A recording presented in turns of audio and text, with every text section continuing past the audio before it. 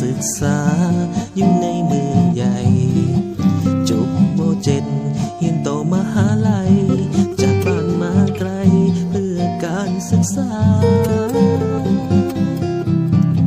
ถนนสังคมเมืองใหญ่เจริญศรีวิไลเมืองงามตาจากบ้านนอกเข้าสู่เมืองฟ้าคิดฮอดแท่นาบ้านนาของเฮาอาศัยอยู่ในห้องเศร้าเมนู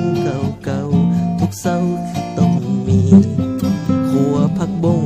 แซ่บหลายอินลีป่องปลาแซ่บดีเท่านี้ก็สุขใจ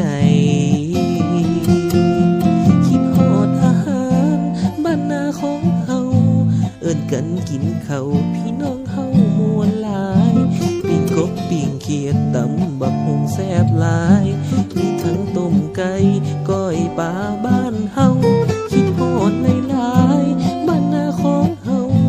พ่อเฒ่าแม่เฒ่าบ้านเฮาเป็นจังใดลูกอยู่เมืองฟ้า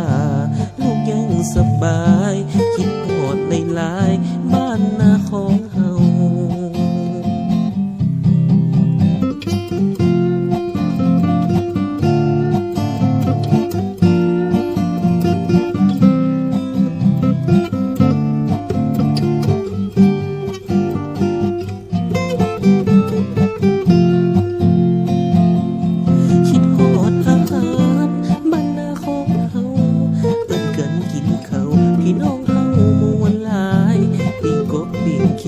ตำบักหุ่งแซ่บหลาย